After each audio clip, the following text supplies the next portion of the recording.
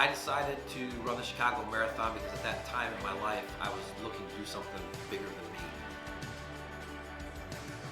I was not a runner and always kind of thought, like, more power to you, to the friends that were doing it.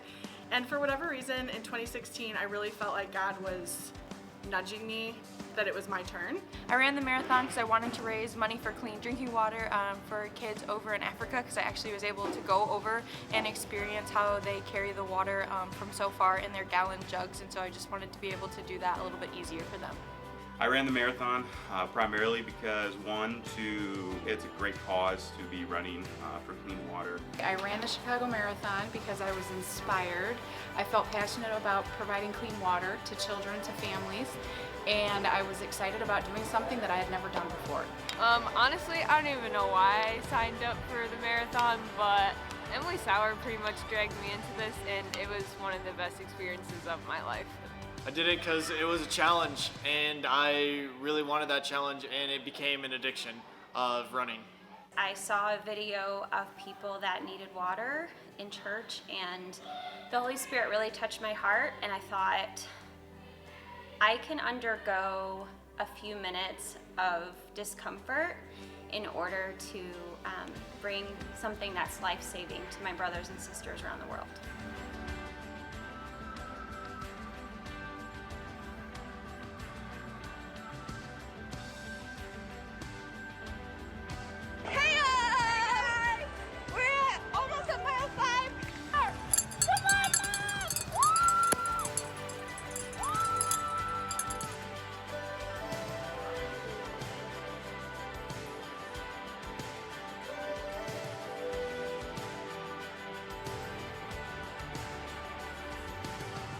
Well, good morning. Welcome to Gathering Point and welcome to Teamworld Vision Sunday.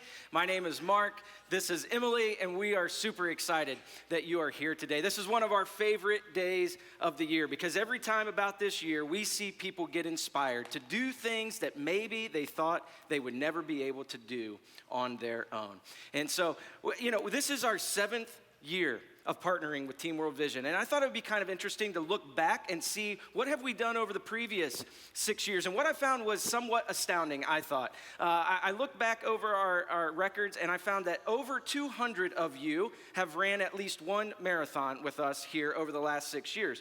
More importantly than that, in that 6 years' time, we have raised over $270,000, over $250,000 that provides clean drinking water to more than 5,000 people for the rest of their lives. And that excites me. That excites me because it's a testament that we can come together as a community of believers and do something far greater than maybe we ever thought possible. And so we're excited about what today is going to hold. I told you earlier, this is Emily. And Emily has ran 2 marathons with us. One in 2018 where she did a great job. But then last year in 2021. And Emily decided last year, I'm all in. I'm jumping in all the way. You might notice Emily's wearing a gray Teamworld Vision jersey, and that is reserved for people who raise more than $10,000 in one calendar year. And Emily did that last year as she raised money for those who are in need of clean drinking water. And so, Emily, I just wanted to invite you to share maybe quickly a little bit of your story. Like, what changed from 2018 to 2021 that made you jump all the way in? Yes, absolutely. So honestly, after I did that first marathon, I just kind of got the bug. You're running through Chicago with all of these people wearing this orange jersey and raising money for a good cause. It's just something that can get really excited to get behind. And so after that race, I was like, I am not done. I'm coming back, and I have to do more. So then enter 2020. It kind of became a year where, didn't have a lot going on. So I was spending a lot of time running and ended up finding a really great running partner, turned best friend, Amy Smith. So it just became, instead of just a me fundraising thing, it was a we, which was just so much more fun. And then we got to see all of our family and friends, cover us in support and prayer and love and stuff like that. And speaking of that family, some of my biggest supporters were actually my nieces and nephews. I have 5 that are under the age of 3, 1 on the way. So we're a busy family right now. But they were, they had signs on the day that I ran. One of them was in a onesie that said, "Go Emily." It was fun. But I just see those those nieces and nephews that I love so much, and they have clean water, and they have access to an education, and all those good things that they'll probably take for granted for the most of their lives. And then I think of my sponsored child through Teamworld Vision, Veronica. She lives in Malawi, and we're still working on that access to clean water for her. And so I just see these two sets of kids that are at opposite ends of the world, and there's no reason that they both don't deserve that access and those privileges that we get. So I'm just really passionate about being a part of that. And World Vision has a goal of by 2030, they want to end the clean water crisis. So to put that in perspective, by the time Nora, my oldest niece, or Veronica are even in middle school, the clean water crisis is going to be hopefully gone. And they will live in a world where it's a clean water crisis. What is that? So that's why I want to run, and I'm so passionate about taking the next step. So yeah, and I'm excited to see all of you guys and invite you to be a part of that process as well, because we can't do it without more people joining in. So. Awesome. I love hearing that part of the story, because what I heard most is I want to be part of something bigger than myself, part of something that is worthwhile.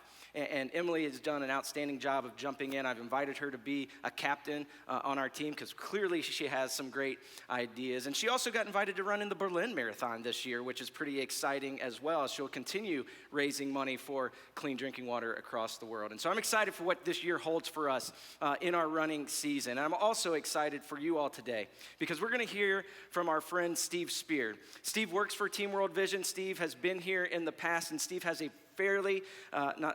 really incredible story, which includes running from Los Angeles, California, all the way to New York City, a marathon a day for 150 days straight.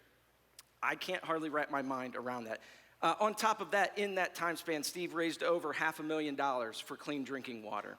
And the thing that I love about Steve so much is that he doesn't run just to run. He has an impressive running resume, but he doesn't do it for accolades. He doesn't do it for the medals. He does it because he genuinely loves people. And he genuinely sees that this water crisis in our world can end. And he loves inspiring people to join him in whatever that looks like for you individually in that story. So I'm excited for you to hear what Steve has to say to us today. So Gathering Point, would you do me a favor and put your hands together as we welcome our friend Steve Spear as he comes to share with us this morning.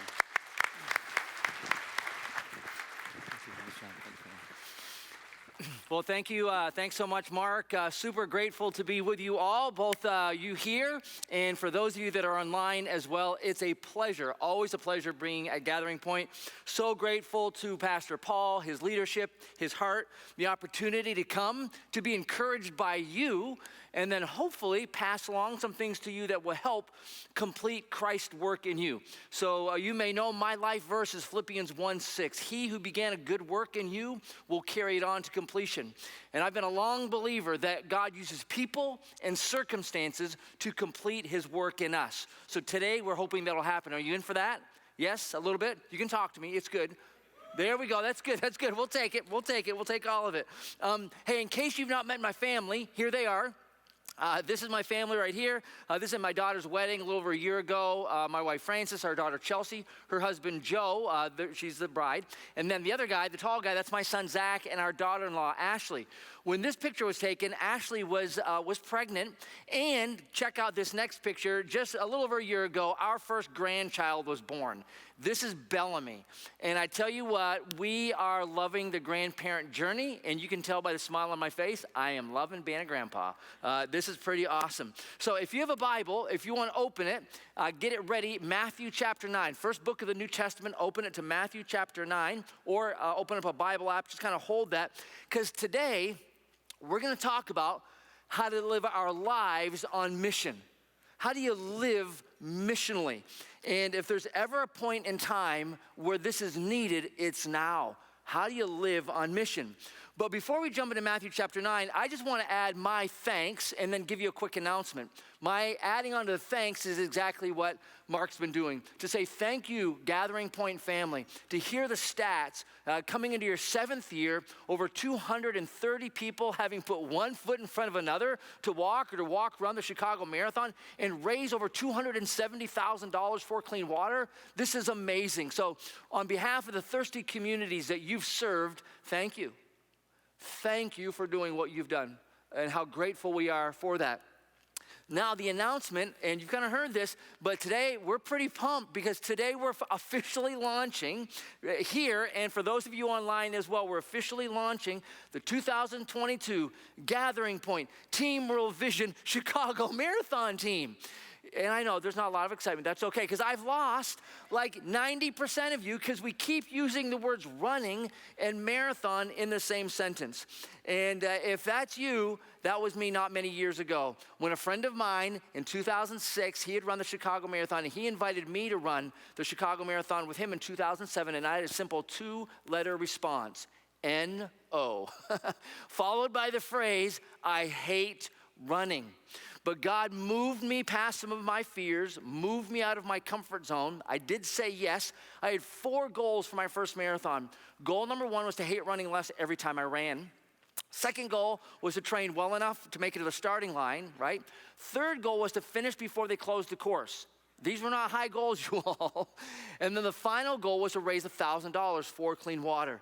I thought it would be a one-and-out deal, but God changed something in me. Transformed something in me. And then he just unleashed something. And what I wasn't counting on was a life change. And then what I've seen over the last, decade or so, literally hundreds of lives of our Teamworld Vision runners. I mean, amazing weight loss, thriving confidence, relationships restored, people coming to faith because their faith had become real to them as they took on this challenge. But here's the deal. 80% of those who run with us have never even done a 5K before. You heard that right. 80% have never even done a 5K. People of all shapes, all sizes, all ages, from young adults to retirees. Our oldest person to run a finished marathon, 85 years old. His name is Henry. Pretty amazing, right? And we all use our couch to finish line training plan. We'll take you from the couch to the finish line and then right back to the couch again afterwards. You can do this. You totally can do this.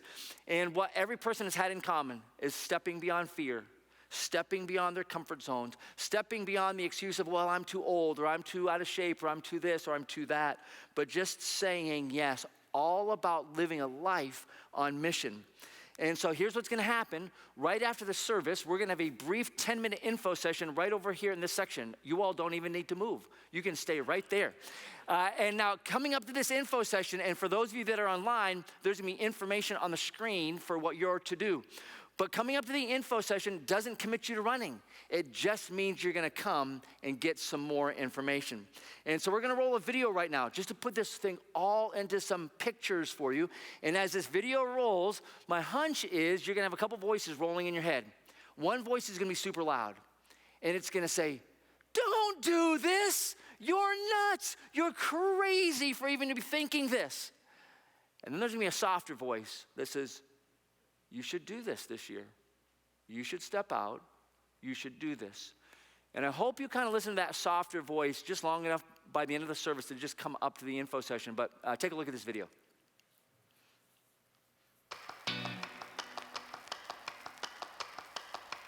The Chicago Marathon, it's so special. This city comes together and no one's against each other. Everybody's for each other. The people cheering, 1.7 million spectators. When does anybody like me get that many people cheering for me?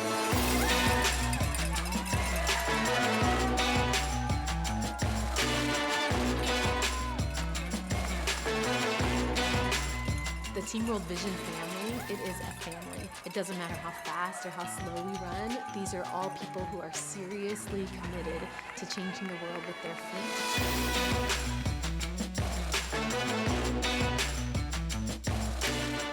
The water crisis is something that we think of very little because nobody here in the U.S. has to walk 6 miles back and forth daily to get water. Because of World Vision's work, children are free to go to school. Women are able to go to work and build up their local communities. Hearing all of this just really moved me to know that I could play a small part to help people get the assistance that they need. I was in a motorcycle accident. I wasn't able to walk for about like 3-4 months. I get like emotional, like just to think about it, because I'm so grateful that I can run for somebody else.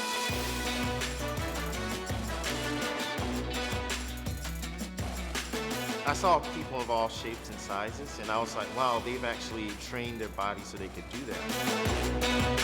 When I signed up, I feel like I said little yeses to overcome a lot of no's. When I don't want to get up some mornings, I just like, oh, I'm so tired, I'm too old. So I just closed my eyes and said, Lord, I hear you. I'm running.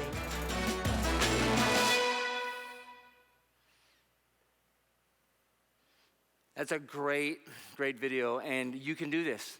You really can do this. So as we get ready to jump into our scripture today and explore this idea of living a life on mission, one more thing just about my story. I was born and raised in the state of Vermont, and I love my home state. I mean, I love it. I have tons of pride. The joke is real, and it's probably real. There are more cows than people in my home state of Vermont. There's a lot of great things that we're known for. Beautiful fall foliage, if you've ever been in New England, in Vermont. Ben & Jerry's ice cream. Any Ben & Jerry's fans in the house? A few hands, yeah. Cherry Garcia, toffee, Heath Bar Crunch, some of my favorites of Ben & Jerry's. Amazing ice cream. My favorite, though, is Vermont maple syrup. That's my favorite thing coming out of the state. Now, God bless all the people that work for Log Cabin and Mrs. Butterworth, all the goodness to them, but that is not maple syrup. It's not maple syrup. And I'm definitely kind of a maple syrup snob. I may have been known from time to time to bring my own little jug of Vermont maple syrup into a restaurant. My family can't take me anywhere. They just can't. Now, the best thing to put maple syrup on, pure, good Vermont maple syrup, is a great pancake. That is one of the best things to put it on. Now, I'm not good at a lot of things, but I have a guarded family recipe for the best pancakes on the planet. And I can make a pretty mean pancake. I'm just saying, I can make a pretty mean pancake. And of course, that recipe, it has just the right blend of ingredients with the overall goal of making the best pancake ever. Now, I know it could be a little thin ice to map over pancake making to scripture, but work with me, okay? Work with me a little bit on this one. Because I believe if we can take this idea of ingredients, and have that in our minds as we look at this passage from Matthew chapter 9. So we're just gonna look at verses 35 through 38, and it reads this way. Jesus went through all the towns and the villages, teaching in their synagogues, proclaiming the good news of the kingdom and healing every disease and sickness. When he saw the crowds, he had compassion on them because they were harassed and helpless like sheep without a shepherd. Then he said to his disciples, the harvest is plentiful, but the workers are few. Ask the Lord of the harvest, therefore, to send out workers into the harvest field. Now, for those of us that are here and for those of us that are online, if you look really close at this passage, we can find some ingredients, if you will, to live a life on mission. And I'd love for us to explore just three of these ingredients. And I believe if we take these three ingredients and that were true of Christ and we map them into our lives, I do believe we will have a life on mission. So here they are. Verse 36, it says, when he saw the crowds, he was filled with compassion. Jesus was consumed by compassion.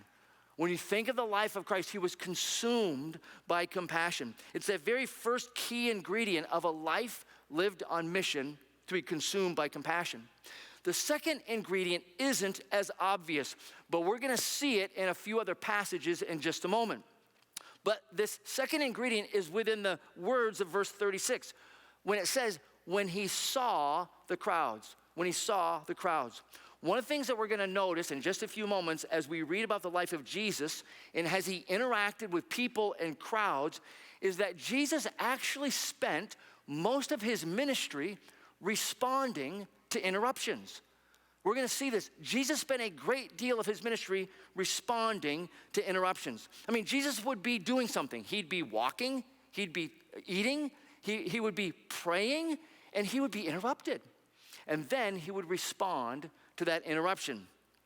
Parents of young children, take heart. You're doing Jesus' work because you're being interrupted all of the time, right? You're just getting interrupted day in and day out, moment in, moment out. This is what Jesus kind of really spent a lot of his ministry doing. And there were some super planned aspects of Jesus' ministry. Things were planned out. You think about the triumphal entry. That's what we'll celebrate as we get closer to Easter on Palm Sunday. That triumphal entry, that was probably a planned part of Jesus' ministry. But much of it was responding to interruptions. That's the second ingredient to living a life on mission. And then the last key ingredient is found in verses 37 and 38. When Jesus said, as he looked to his disciples, the harvest is plentiful, but the workers are few. Ask the Lord of the harvest, therefore, to send out workers into his harvest field. One of the things that was abundantly clear about Jesus, and that which was he's guiding his followers in these same words, is to be this, to be a force for good.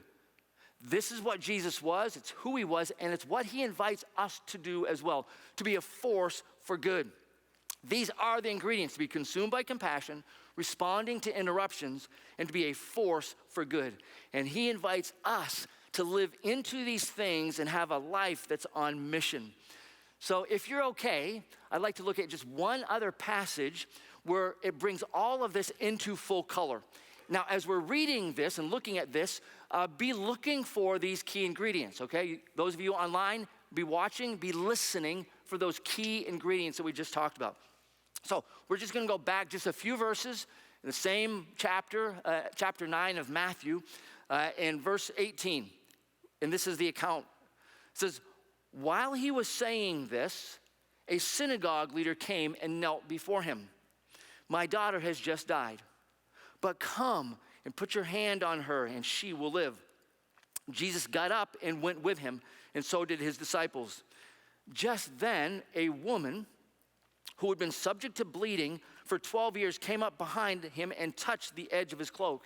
She said to herself, if I only touch his cloak, I will be healed. Jesus turned and saw her. Take heart, daughter, he said, your faith has healed you. And the woman was healed at that moment. When Jesus entered the synagogue leader's house and saw the noisy crowd and people playing pipes, he said, go away. This girl is not dead, but asleep. But they laughed at him. After the crowd had been put outside, he went in, he took the girl by the hand, and she got up. News of this spread throughout the entire region. Oh, I mean, do you see the ingredients? Do you see some of them playing out just as we read through that account? Jesus was interrupted not just one time, right? He was interrupted twice. I mean, the first time he was teaching, he was in mid-sentence. And during that mid-thought, this religious leader came and whose daughter had just died. And while Jesus was responding to that interruption, he was interrupted a second time by this woman with a very significant physical need in her life.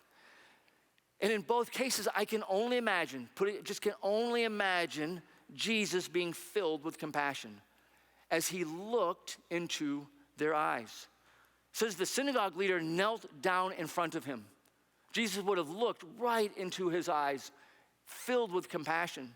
And then it said when the woman, he turned, the scriptures say, Jesus turned and looked at her. He would have looked into her eyes, and that compassion would have been there. One of the best ways that we can continue to grow our hearts for compassion is to stop and look into the eyes of people. Just look into their eyes, to pause and look and see. Whether that's, as you're out and about, it could be somebody that you've never met before and you're just wanting to just communicate to them that you're for them, that you're with them. And I know many times you may be in different parts of the area traveling and you may sometimes we pull up to a stoplight and there may be somebody there that's just inviting us, they've fallen on hard times and they're inviting us to be a part of whatever's happening in their life. And sometimes we may look in our pocket and we may not have any dollar bills in our purse or anything, and we kind of tend to look away. And I just want to invite you the next time you're in that setting to just look at the person. Even if you don't have something, roll down your window and just say, hey, brother, or hey, sister, God bless you in your day. Sorry, I have nothing to give you at this moment, but God bless you in our day. Just engaging conversation, looking into someone's eyes and seeing them. Part of the deepest need that we have in our lives is for people to see us. And Jesus had compassion on them. He looked at them. And then he restored that which was broken in both of them. Both in the woman's life and in the synagogue leader's daughter's life, Jesus restored. He was a force for good. And he invites us to be a part of restoring the broken circumstances in our world. Just a little quick aside on interruptions. I'll just take a little moment here on interruptions. First of all, who likes being interrupted? I mean, like if we were to do a show of hands right now, who likes being interrupted? Not many of us. I don't like being interrupted. I mean, for the most part, we are like people on the move, aren't we? I mean, we've got to-do lists at home. We've got to-do lists at work. We've got to-do lists at school. I mean, we are, each one of us, ones who are like barreling down the get-it-done highway. I mean, we just don't have time to be interrupted, do we? Yet, we learn from Jesus' example, one of the best ways to grow in him, to live a life on mission, is to slow down. That's what he invites us to do. To be open to seeing the needs that are around us. And if a need comes, to pause, to stop, and to respond. But this is easier said than done, right? I mean, at least it's not one of those easy things for me at all. Years ago, I heard a coaching tip that when you practice this tip, it allows you to be open, more open to be interrupted. And this tip, you may have heard it, certainly not original with me at all. But here's the tip: to ruthlessly eliminate hurry from your life. To ruthlessly eliminate hurry from your life. Now, some of the things that you can practice or do to help this discipline, I'll give you 3 quick coaching tips. The first one, get in the longest checkout line at the store. You're thinking I'm nuts right now, right? I know. And this is hard to do, but it's a great practice. You go to the store and you go to the longest checkout line. When you go to the longest checkout line, it forces something within you to wrestle with this impatience that we have as people. It does it to me every single time I try this little practice. And when you get into this longest line, take that moment after you work through your, disequilibrium for being in the longest line, start looking around. Maybe you might look at a magazine cover differently. Maybe you might look into the eyes of somebody else that's waiting in line differently. Look into the eyes, or maybe you can't you don't want to get weird about it, looking into the eyes of the person checking your groceries. But, just look at them and go, God, how can I pray for this person? I have no idea what's happening in their life. Maybe if somebody's bagging groceries, pray for them. Say, God, keep my eyes open and keep me open to be interrupted. Even if it kind of changes my agenda a little bit today. That little practice can help a lot. Try it. Another one is when you go to the store, don't get a parking spot up front. Don't be consumed by getting a parking spot close to the store. Park a little bit further away. Don't go way out in the back. You don't have to do that. But and take that extra walk to just pray. Say, God, as I go into this place of business, is there anybody that you want me to see? Anyone you want me to see?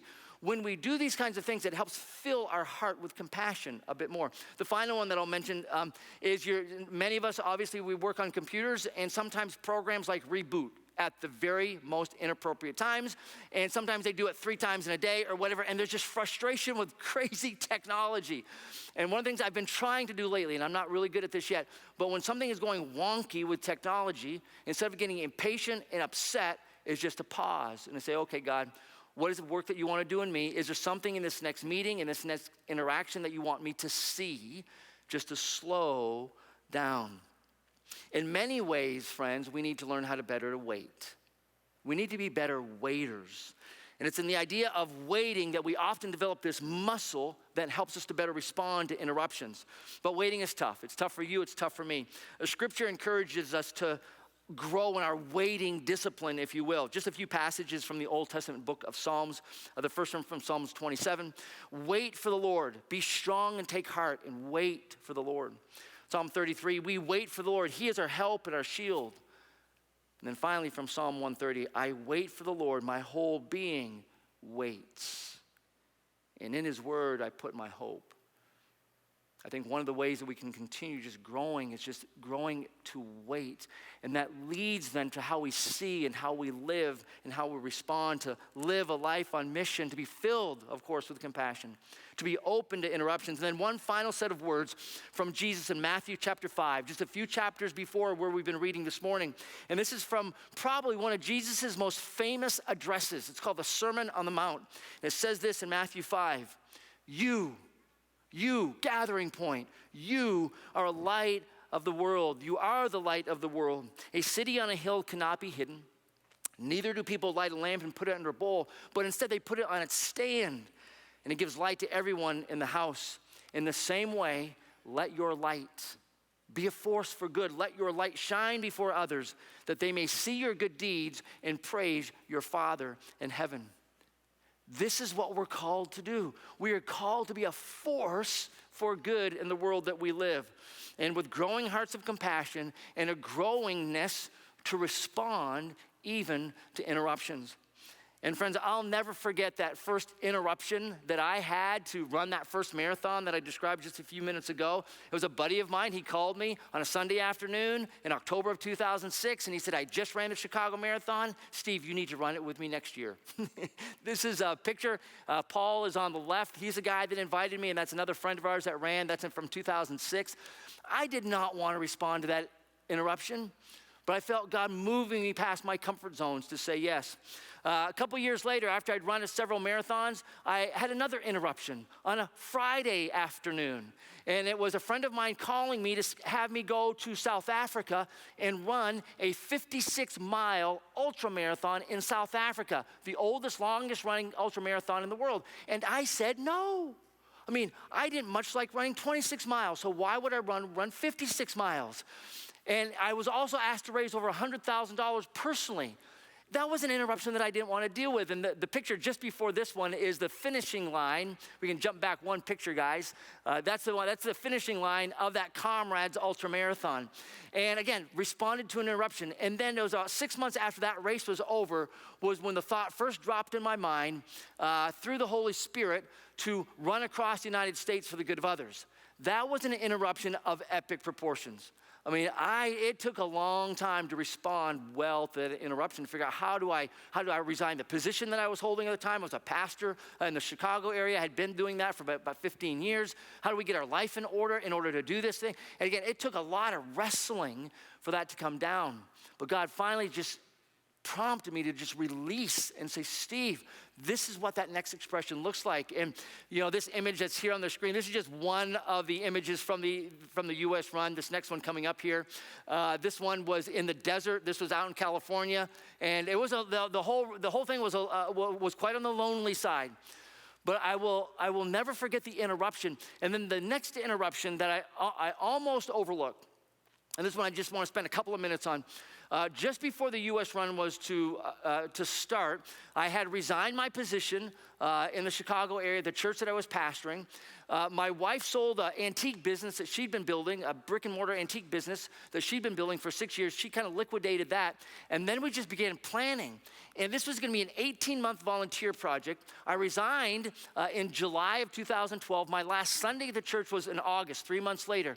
2 weeks before my resignation, and we had this massive to-do list of all these things that we needed to do to get ready for the U.S. run. I needed to start training. We needed to get a couple of RVs. We had a $1.5 million fundraising goal. We wanted to get corporate sponsors. We had this massive list of things to do.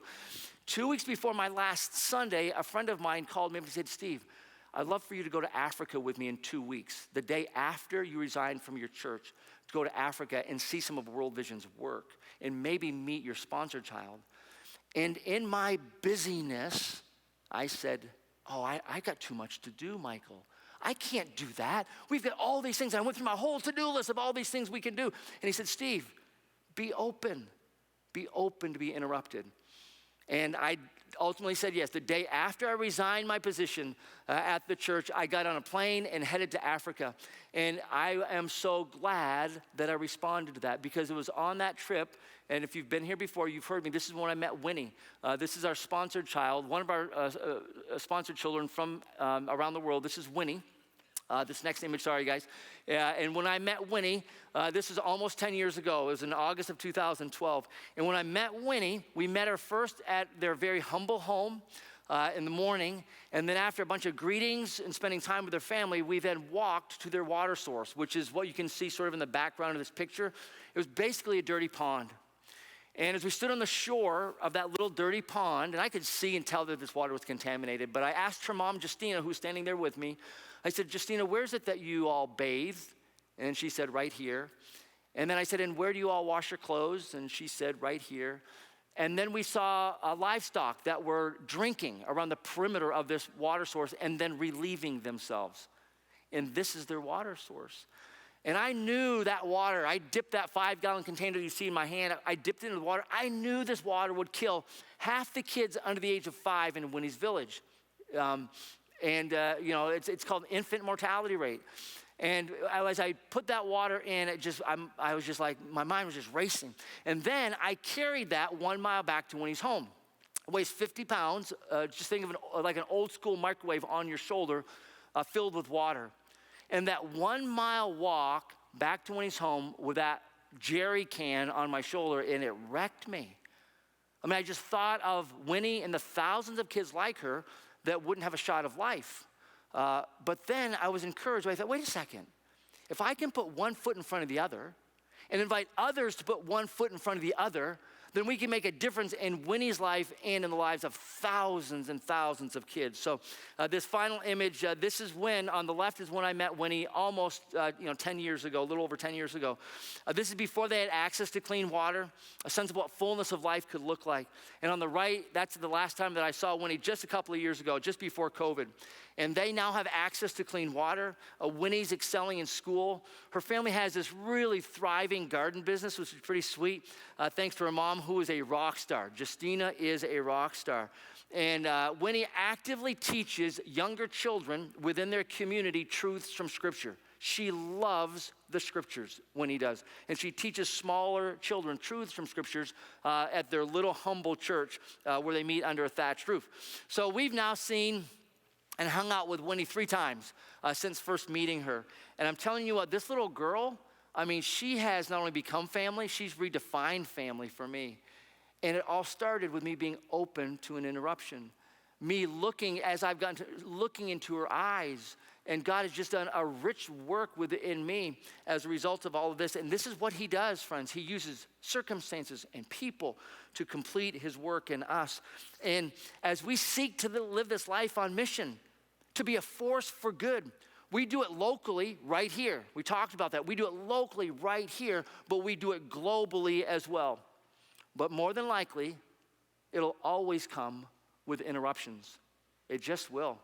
We just have to get used to these things, friends, that our lives will be interrupted at times to respond to the needs of others. And you're already doing this. You're already doing this here at Gathering Point. I mean, it's really cool to hear about your students who partnered with Sleep in Heavenly Peace, building beds for people in the area that don't have them. How you've partnered with Center Hope Food Pantry. That is living out that missional calling. Mark was telling me more about the Be Rich movement that happens every September, rolls around annually every year here at Gathering Point. And within the last little season of time, hearing of just one recent expression of that, a $10,000 gift being made to a pregnancy resource center. This is living missionally. And even as I jump back into the specific invitation that I mentioned at the earlier part of this talk, that every single one of you came into this church, auditorium, you came in here not planning to hear an interruption to maybe run or to walk a marathon.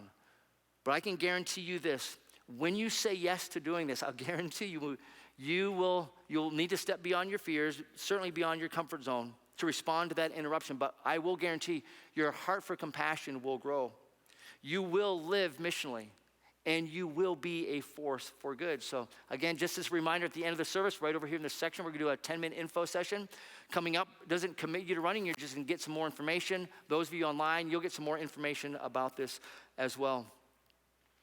Now, one of the things that I love about your church is that after each message, you have the opportunity to go to one of 4 different response stations around the room.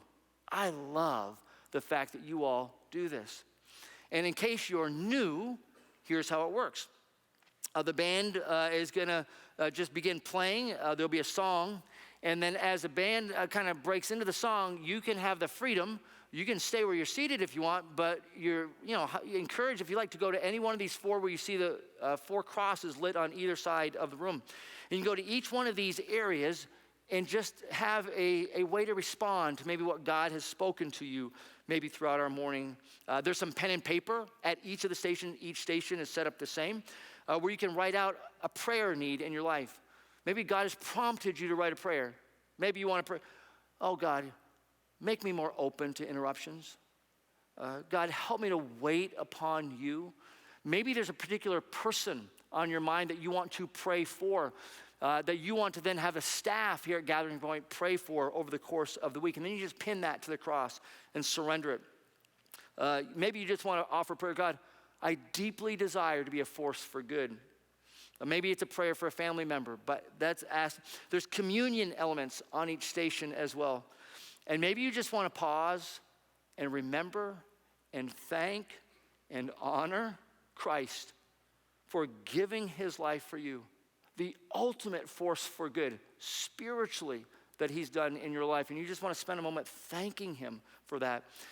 And then there's a candle at each station as well. And maybe there's an area of darkness in your life and you just say, God, be a light in this area of my life. Maybe by lighting a candle, you're saying, I do want to be a force for good. Wherever I am, God, allow that to be true. And again, maybe you just want to sit and you just want to have these opportunities to remain where you are and to just pray, soak in this moment and say, God, allow these things to continue working on my life. And then there could be some of us here that, you've been hearing about what it looks like to follow Christ and to give him the leadership of your life. Maybe today's your day to do that. And you can do that through praying. You can do that through writing it out on a piece of paper and putting it to the cross. Whatever it is that God might be leading to you to as we respond to this message. And now, oh God, we give you this time. Well, hey everybody, thanks so much for joining us online this week. If you heard something today and you're ready to take your next step, simply text the word GP Next Step to the number 97000. We're so grateful you joined us today, and we'll see you next week.